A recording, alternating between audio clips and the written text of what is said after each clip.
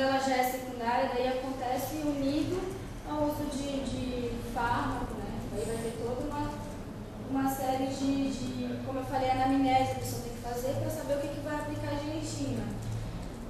Isso vai acarretar, então, na queda de pressão arterial sistólica. Estudos mostram que de 8 a 10 milímetros de mercúrio e na diastólica de 6 a 10 milímetros de mercúrio já foi comprovado que acontece, né? E esse processo se dá nas primeiras semanas. Então, eu fiz agora, daqui a 3 semanas eu já vou estar incluída nisso. É muito rápido, sabe? A perda de tempo, a pessoa não está introduzida a esse programa.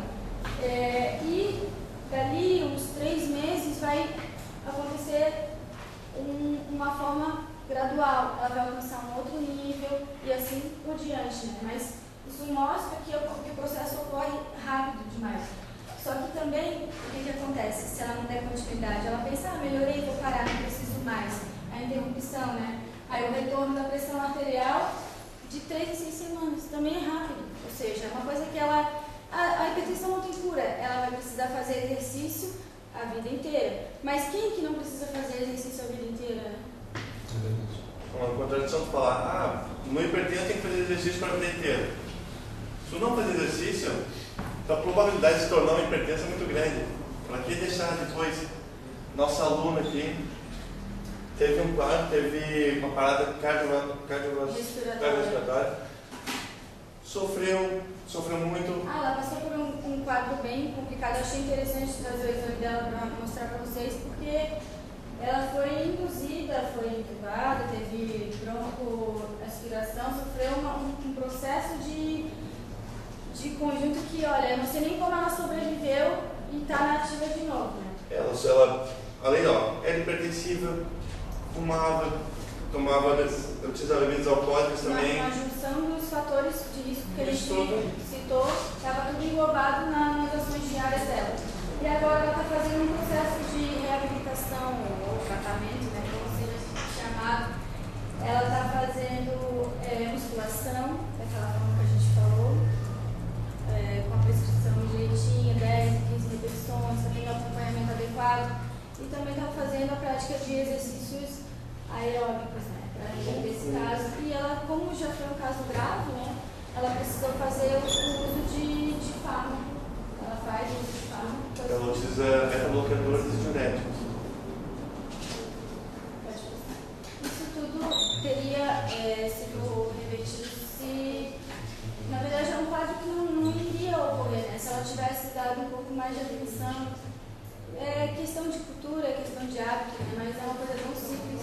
A gente vai abordar o pentáculo do bem-estar, né? Então a gente trata a nutrição, a atividade física, o controle do estresse, o não uso de drogas e o comportamento preventivo.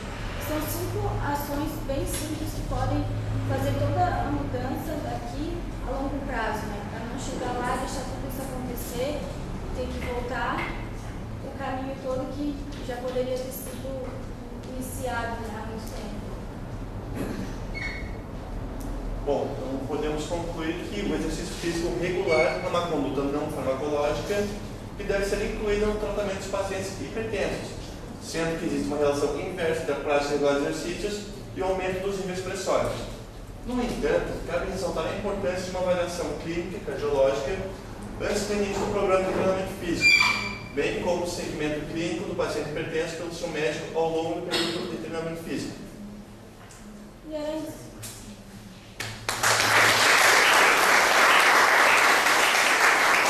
Alguma pergunta da gente para a gente perguntar? E aí, gente? Que perguntas que vocês têm aí?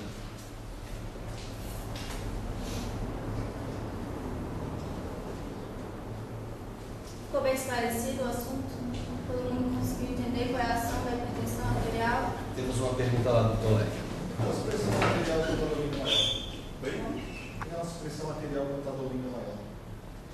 Não sei, sim, eu falei, ela é maior. Não sei, não vou dizer um motivo. São questões fisiológicas, como porque durante a vida é maior. Porque no homem maior que a mulher, por isso, né? Então, por que o negro tem essa prevalência? Então as coisas não sabe o que é.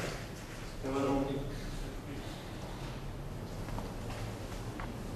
Outras dúvidas?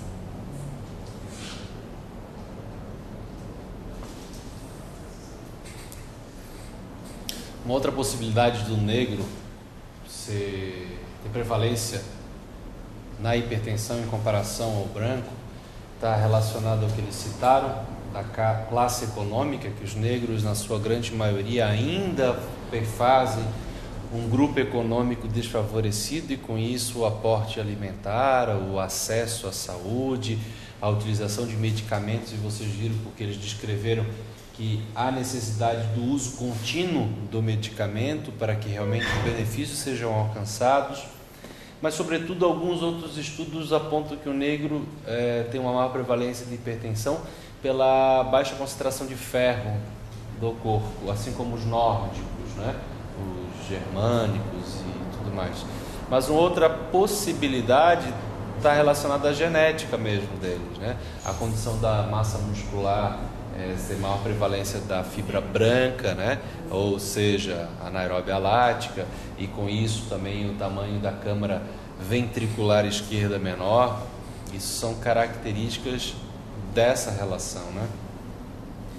A hipertensão, sendo mais pronunciada à noite, pode estar, e eu estou dizendo pode porque são tudo teorias, não tem nada dado comprovado, como bem eles colocaram, pode estar relacionado à posição na horizontal, o fluxo e a força, né, que a gente chama de inotropismo cardíaco, ele passa a ser mais forte proporcionalmente, porque quando tu estás em pé, tens que bombear e vencer a barreira da pressão ortostática, que é a da gravidade, né, de trazer o sangue novamente.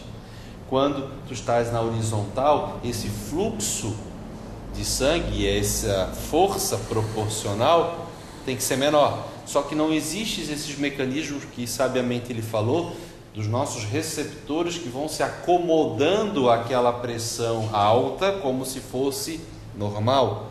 Então, em repouso, deitado, essa pressão tende a se elevar. Esse é um dos parâmetros levantados para que isso ocorra.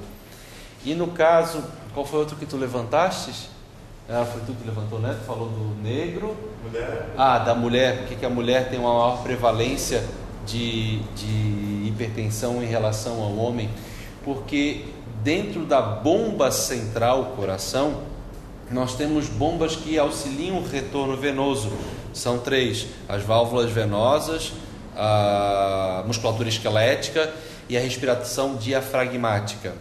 As válvulas venosas na mulher, principalmente nos membros inferiores, são prejudicadas pelo uso de salto, pela condição de varizes, pela utilização de hormônios, como ela falou, o próprio anticoncepcional, pela maior concentração de gordura em relação ao homem. E a musculatura esquelética, que deveria trabalhar, e a gente sabe que hoje as meninas estão cada vez mais ociosas, inativas, hipocinéticas, então isso já é uma outra condição favorável, né?